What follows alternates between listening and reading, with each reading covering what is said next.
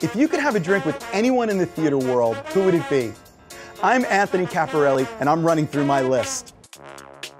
Each week, I'll sit down with cast members, bartenders, and personalities from New York's theater district and get a behind-the-scenes look at what it's like to live, work, and play on Broadway. Come have a drink with us on Broadway Bartender. Welcome to Broadway Bartender. My name is Anthony Caporale.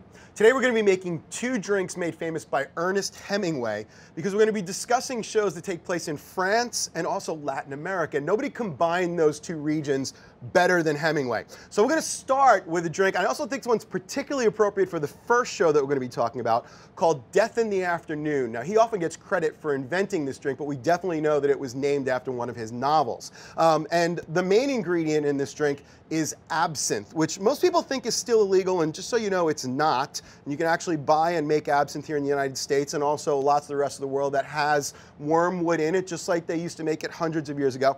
We're going to start with 2 champagne flutes, and I'm going to add 1 sugar cube to each of the flutes, and then I'm going to add 1.5 ounces of absinthe. And this is part of our French connection. And I'm going to top it up with some champagne, some French sparkling wine.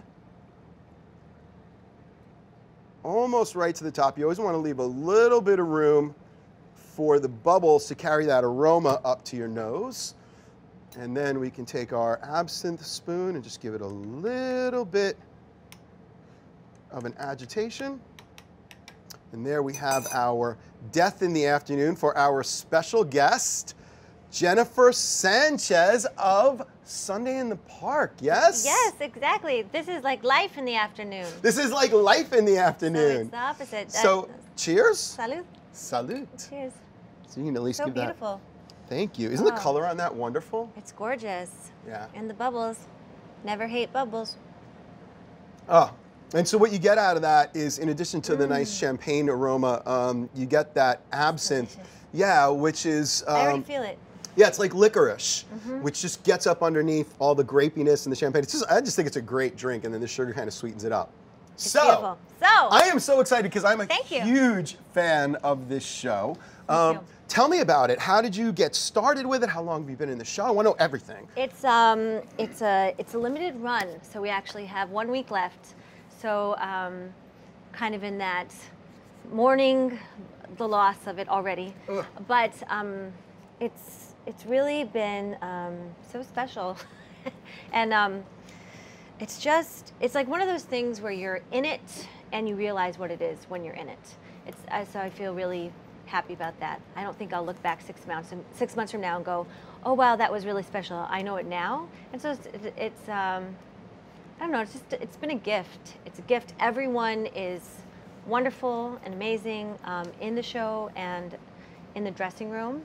It's at the Hudson Theater, Okay. which is the oldest, newest theater on Broadway. What does that even mean? It means it's the oldest theater on Broadway, and it's also the newest because it just reopened after being out of use for like over 40 years. Oh, wow. They completely renovated it. Are you the first show in after the renovation? Yeah, we were the debut. Oh, wow. The cut the ribbon and the show. The whole bit? Yeah. How long is the run? 10 weeks. 10, and that's it. Any chance of being extended? Not right now. Okay, that's There's it. nothing. So we're just going to say... Right now, no. I mean, who knows? I mean, I hope that it has another life somewhere like LA, London. I'll make myself available. I will make myself available for any of those things. Or here. And, you know, I hope that it gets a chance. I feel like everyone kind of would love to like continue it in some way, somehow, whatever. But for right now, yeah. We have 8 shows left. Tell our viewers about the show because it's such an amazing concept. And it's probably a show that I think a lot of people might not have seen the show, but probably are familiar with it. And a lot of people who are coming haven't seen the show. Right. So tell our viewers about the show. What is the central conceit of the show? I think it's just fascinating to me. It's well, it won the Pulitzer. Ooh. And it's about the painting Sunday on the island of Le Grand Jatte, which is like in France or whatever. It's like, you know, you take George Seurat, which is the George, right? Yeah, exactly. George Seurat is the painter, and it's fictional. There are some true facts about his life, but the show is fictional about all the people in the painting. So he's the painter and he's the artist, and all of the people in the painting, James Lapine and Stephen Sondheim, created this beautiful story about all of these people and who they are, and I don't know, it's just, the story and the music, it just feels like it captured a moment in time, like a portal, like, do you remember Quantum Leap? Yeah. This isn't going to make any sense to anybody, especially people who are in theater. But do you know how in Quantum Leap he like jumps from time to time and he's like in the portal? I feel like Sunday in the Park with George is like that portal. Like it's special, like it transcends time, it transcends like it's humanity and all of those things. And I'll just, nobody will ever describe it that way. But well, no, that's I mean, how it's a very surreal concept. I mean, literally, the characters in this painting are actually the characters in the show, right? Yeah. I mean, that's, and the painting, I know in the original production, the painting was the backdrop to the show, wasn't it? Or at least part of the backdrop to the show. It is. It's in the, the paintings are incorporated in the show and everything. But it's like, the message, you could just pull quotes, anything you do, let it come from you, then it will be new. So, if you're like, you don't know where you fit in, let it be you. There's only one you. That expression can only come from and through you, And the only two things you leave in this world are children and art. Those are the only two things. That's it. Wow. That's all you leave. We're going to have to think about that. We're going to have a little drink. It's like mad deep, like deep. Yeah, and the music is spectacular. I'm a huge Sondheim fan. Gorgeous. Some of the best, some of my favorite songs come out of that soundtrack. Sunday is my favorite musical theater song of all time. Tell Me on a Sunday? Sunday. Sunday. Oh, yeah. Sunday by the blue, purple, yellow, red water. That's not how we sing in the show. Okay. Just, Okay. So tell me more about your background in, I understand this is your 6th Broadway show? It is. How do you land 6 Broadway shows? You audition all the time. And you just don't, you just don't quit. You don't give up. Is that really the secret, just getting out there and auditioning all the time? It's timing, it's, I don't know, it's all the things, People call it luck. Luck has a weird meaning to me. I don't know, but I'm also very superstitious. If I see like a tails penny, I I hop on a foot and things like that. So one of the things that we've talked about with some of our other guests, and I think is interesting for our viewers, I have the privilege of talking to some extremely successful people on this show. And I think there's probably a lot of interest in, how do you get to this level? We've had some folks talk about, in addition to being extremely talented, you need to be reliable and professional and hardworking and all of those things. So Yeah, you have to work hard. You just have to work hard. I mean, maybe some people don't. I haven't met them. I would like to learn their secret.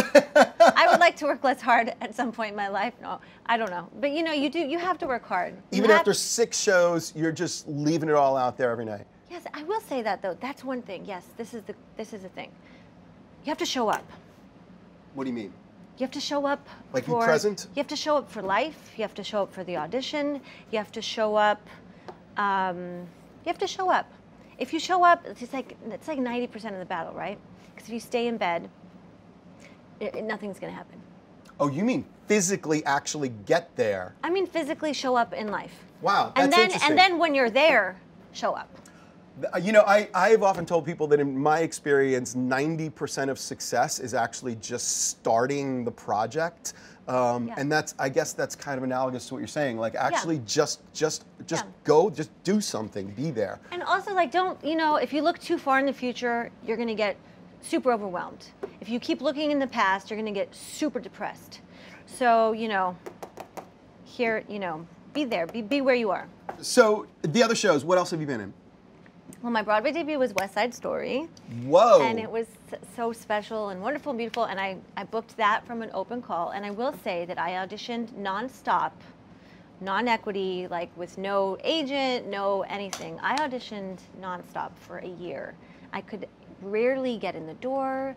I would, it's like sing 8 bars, sing 8 bars. It means they're not. It means they're not looking, but you still show up and you sing your 8 bars.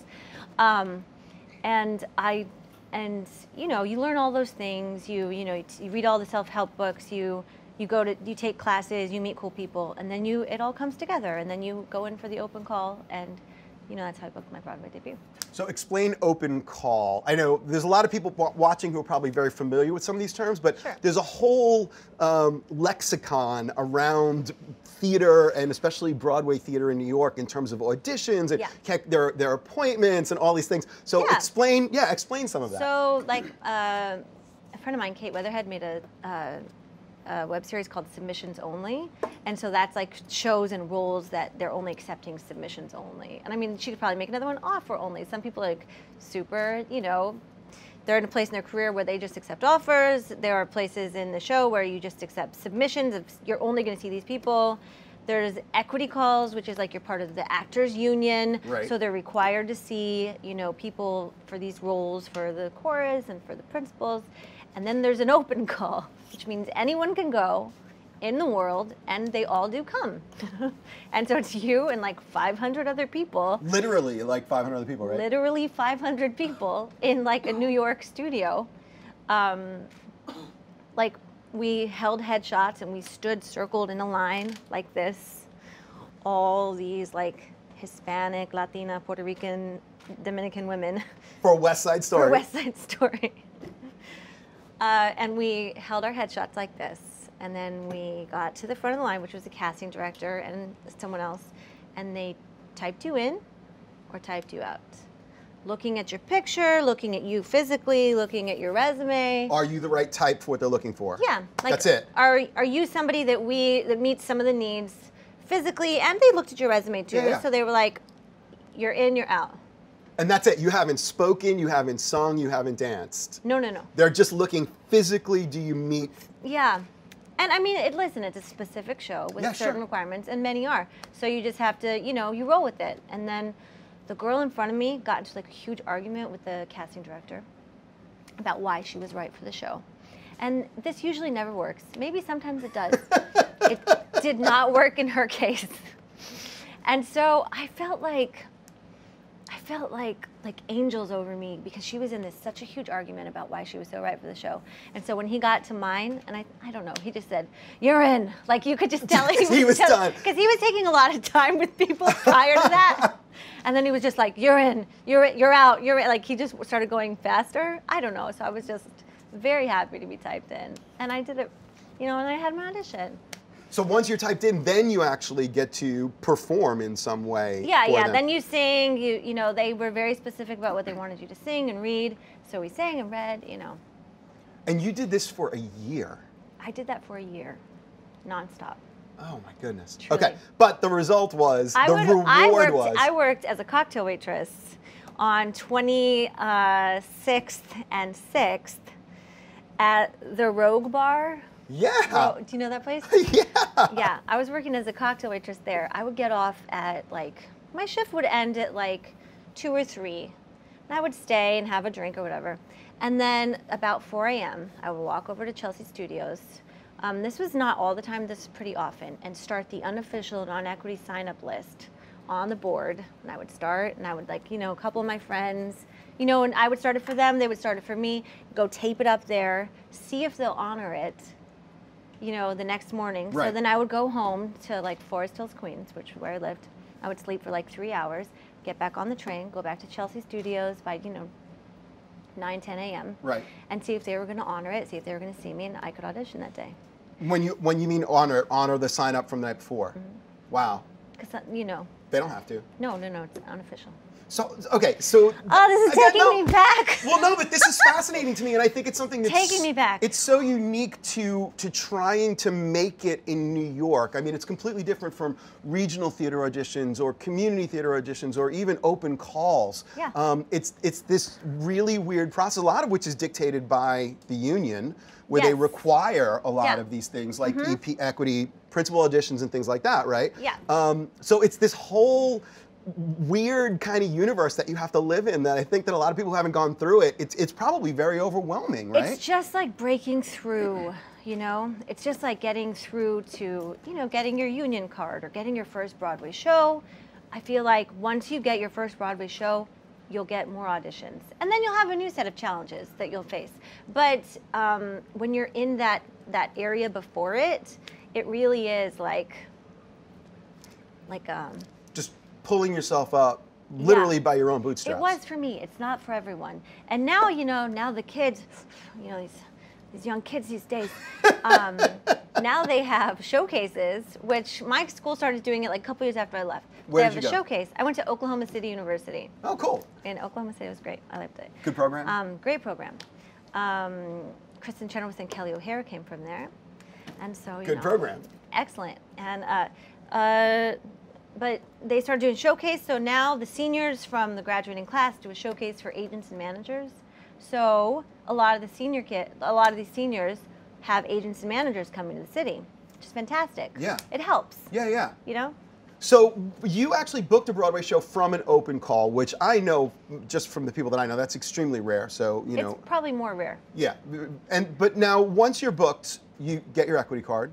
Yeah. Obviously. Yeah. And that allows you to go to a whole other type of audition, which is the equity auditions, right? Which are from then on. Yeah, but I mean, when you get your first show, then you meet people who, everybody has their cards, everyone has an agent. So then somebody says, oh, I'll introduce you to my agent. Okay, great. Or, an agent comes to the show. Oh, I saw you. And then, so then you get your agent. And then it just falls. Things fall more easily into place as opposed to this kind of, struggle. Right, once you have that sort of network in place. Yeah, it's just, it kind of just opens the door.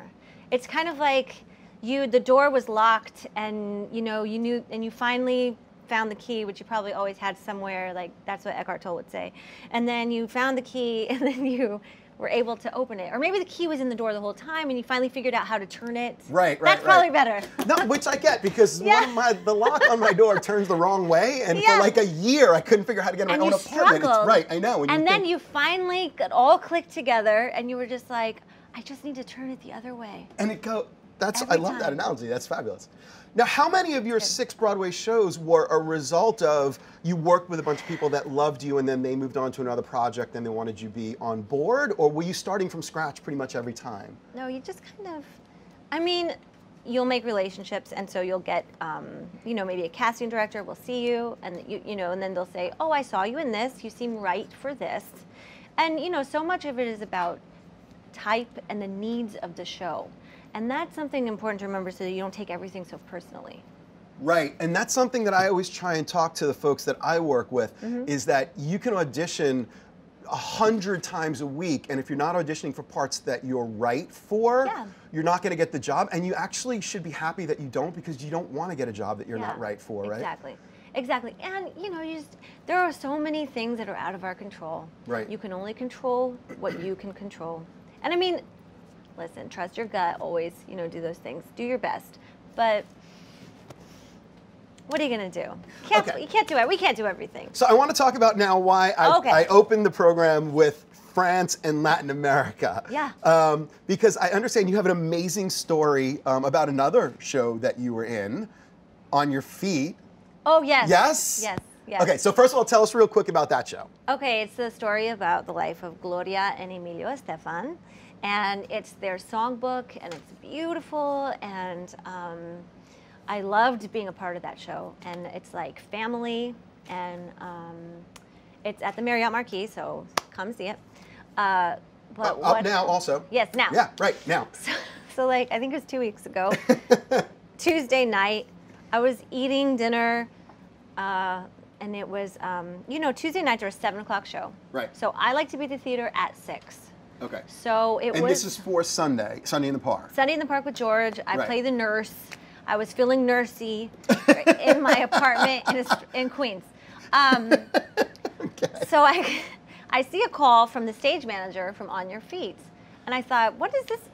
I wonder why he's calling. Now, you were in the show, though, right? At some point. I was in On Your Feet before Sunday in the Park with George. Right. So I see it, and I think, why is he calling me? Like, because he always just, if you get a call, usually he texts. Like, but if you get a call, it means like, I need you here, something important, especially like that close to showtime. And I was like, okay, and I answered, and he's like, hey, Jennifer, just so you know, it's already been worked out. we're gonna need you to come to On Your Feet tonight. It was almost 5 o'clock. So I was about to leave my house anyway. But he's like, we're gonna need you to come to On Your Feet tonight. People got stuck in Miami. They had this event. There was people stuck in Miami because of fog. Like, in Miami? Yes. Okay. And I think, like, they tried to get the fog lifted. I think there were some prayers. Nothing worked. And the plane does not fly in the fog. So, right. I don't think Miami's known for its thick fog, but is it? I don't know. But I never thought of. Anyway, go ahead. I don't either. So it was very like, I was like, what? So all these people were stuck in Miami. They didn't have enough people to do the show. And so you get the call. Okay. And so they called me, and they called my friend Eric, who hadn't done the show in months. He'd left the show like a while ago, but he was free that night. And they called him and said, can you come? And they called me, and they called the producers at Sunday in the Park with George. Oh, you're kidding me, to get the whole thing? Just to work it out, so that they said, could we please, borrow her for the night so that we can do the show? And they said yes, and people call this Broadway thing a community, and it is. It totally is. And so you went on Yeah. with no rehearsal. No. How long had it been since you'd done the show? Months. So you and another principal went on with no rehearsal, Yeah. and the show happened that night. Yeah. And I was just like, okay. I was like, you know what? I'm not even going to try to rehearse. There's not time. And, I was just like, I'm just going to trust that it's going to come back to me. And I think I had one moment of sheer panic. Like, I was just like, my whole body felt like frozen in time. Like, one moment. And then after that one moment, the rest of the show just came all back, flooding back. It was like I'd never left. And it was a good show. It was a great show, except for after the opening number, because like it's way more physically active and there's more. All I do in Sunday Park with George is like sit on a bench, carry benches and sit and talk and sing and just like walk around a stage. And On Your Feet is not like that. So after the first number, I was just like, might puke. I'm not gonna puke. Great. Okay, go. Let's do the next number. So that was it. That is an amazing story. I have to choose you. I love everything about that story. It was so much fun. It was exhilarating, and I don't know. It was just wild, and I was just like, this is. You can't dream up stuff like that, and it's just like, and the Julie Fuldesai went on for me at Sunday in the Park with George, and she was stunning, and the girls sent me a video, and it was just wild and good. Why not? Yeah, and so I worked for a long time in regional theater outside of New York City. Yes. And what I found is there's this odd competitiveness among some of the regional theaters that I work with, where they kind of viewed each other as competition. And I always tried to tell them, like, if you go to New York, Broadway, like, theater begets theater, and it's like it is really this one big community. And from stories like that to Broadway Cares, Equity Fights AIDS, to the we are raising so much money. We're totally going to beat Waitress. Oh, sorry. No, I mean it's amazing. It really is this family, and it's huge and it's massive and it's this incredibly high level and it's very competitive. I think exactly what you said. Good begets good. Yeah, good begets good. Yeah, and it's like. We're living in a golden age of TV, and we're living in a golden age of theater. Yeah. And the more, the better. And everyone can come see all this wonderful theater. And isn't it wonderful that you're like, there's so many good things to see, I don't know what to see tonight. Yeah, and that's the beauty of Broadway, is that it's all right here. Okay, so now we have France, George Seurat, and Paris, and we have Latin America, Hemingway, and we're going to now do the second drink, but I would like for you to make this drink. Done. Is that okay? Done. Yeah, you got a cocktail. Did you ever bartend or just cocktail? I did, but not that much. I only bartended on brunch. Cool. So we're going to do a Hemingway daiquiri. Okay, yeah. Is that cool? Yeah. All right, so let's switch places. Wait, I do it all by myself? Yeah, you're going to do it all by yourself. I'm going to talk you through it. Okay. Here, you come right here. Hemingway daiquiri is a variation of a classic daiquiri, which is really just a rum sour, and that's just rum, lime juice, and simple syrup. Yeah, so first thing I want you to do is go ahead and fill that tin up about 2/3 of the way with ice. Yep, and then, yep, beautiful. And so the interesting thing is that Ernest Hemingway was diabetic, and he used to drink daiquiris all the time, in Cuba usually. That's bad for him, right? Well, it is because of the simple syrup. So he told his bartender, can you make me a daiquiri that doesn't have sugar in it? And bless his heart, the bartender said, sure, and took the sugar out and put in maraschino liqueur, which is cherry liqueur. It's like sugar crack. Which is loaded with sugar. It's like cherry crack sugar. Yeah, but for the rest of his life, he drank that thinking, well, it's better because he wasn't putting the actual sugar, because back then you would actually put sugar in the drink. Mind over matter.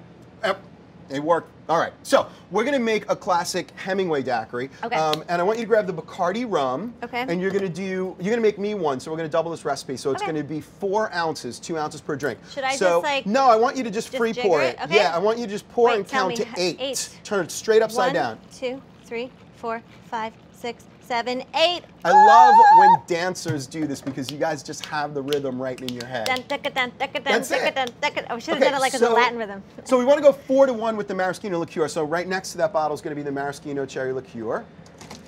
Oh, wait, this? Nope, it's right next to the Bacardi. That's it. Yeah, it's the weird looking one. Yeah, and that's actually cherry flavored liqueur. And you're going to do 1 ounce, which is a 2 count. Okay. Yep. 1, 2. 2. That's it. Perfect. And now we need some lime juice, and I like lots of fresh lime in the daiquiri. So you can take each of those, do about 1 full lime per drink. So we're gonna do 4. Flat side goes down. Yep, just like that. I knew that. And then squeeze that right over. I so knew that. 1. Wow, I need one of these. I know, those are amazing. Chefin. Yeah, they're really great. Chefin. You just throw that right over there. Chef apostrophe in, I'm getting that.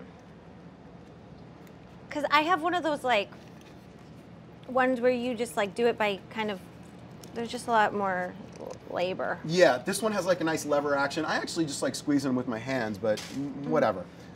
I like this.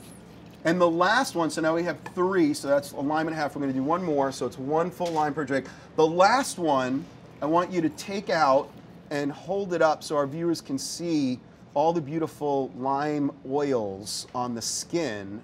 Yeah, just go ahead and pull that out. Here, you can see all the beautiful lime oils on that skin. And we actually want that flavor of the lime in the drink, so we're gonna drop that in there. Okay. All right, put that on top of that.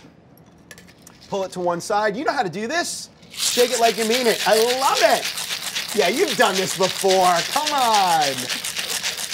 Sandbagging me. Good. So you want to shake it until there's a nice coating of frost on the tin, and you got that. You are really very good at this. Fabulous. You even know how to get it. That's okay. Great. Strainer. I'm not going to teach you how to use it. You know how to do all of this. Go. Look at you. Go ahead and strain that right in there. Well. Yeah. Go ahead. I had to teach my son how to do this because I just wanted to have him. I wanted also him to have like a skill that's useful. Well, this is absolutely a skill that's useful, especially between open call auditions. This is a nice thing to be able to do. Exactly. All right, so why don't we just garnish that with a slice of fresh They're so lime. beautiful. That's it. And 1 is yours and 1 is mine. I'll give you the froth. Thank you. This is beautiful. I love all that frost on the top and those ice chips. Cheers. Let's see what we think. Salud. Salud. Oh, that's great. See, nice and tart. Perfect. Yeah, right? And tart. And no wonder he thought there was no sugar because it's very, very subtle. It's Understated. extremely subtle and it's tart, and that cherry kind of gets up under there and makes it almost taste sweet. Yeah. Just because you associate sweet with cherry. Yep. Yep. I love it. Well done. Okay. Well, thank you. Thank you so much for having me. No, thanks for coming. Thanks for the wonderful stories and all the tremendous insight into how to string together 6 Broadway shows. I just can't tell you how impressed I am because I know there are so many people that I work with, they get their first Broadway show and they're like, I've made it. Yes. And then you have to keep working, right? And you do. And so it's been a it's been a good journey, and I hope it continues because I love it. You know. Well, it's really impressive. Websites for the shows and also yourself. I'm actually at Jennifer Sanchez, JENNI, the number 4. Oh, that's adorable. On Twitter. Okay. Yeah. Or Henny Sanchez on Instagram. Okay. And I'm launching a YouTube channel this Sunday. What is a YouTube channel on? Well, my first YouTube will be an acoustic cover of Sunday. Oh, I from love Sunday it. because I play. So it's just gonna be like a chill like jazz music, originals and some like jazz covers. And So Sunday in the it's Park my with thing. George, how they find that? Sunday in the Park with George, Yeah, or at Sunday Broadway. At Sunday Broadway. At Sunday Broadway. Great. For Twitter. Good. And On Your Feet also, yeah. we definitely want people to go see that. Yes, at On Your Feet Broadway. I love it. Folks, BroadwayBartender.com. Check us out. There'll be recipes, previews to upcoming episodes. Jennifer Sanchez, thank you so much. you. It has been a pleasure. So lovely. Cheers. Drink well. Drink responsibly. I'm obsessed with this drink. It's good, isn't it? It's so good. I know. Why It's is it really so good. I know. It's the cherry. It's like fantastic. Did you like that? You're gonna You're gonna cut it, right? I talk too much. No way. Your story. Oh, the stories are great. Are you sure? Yeah, no.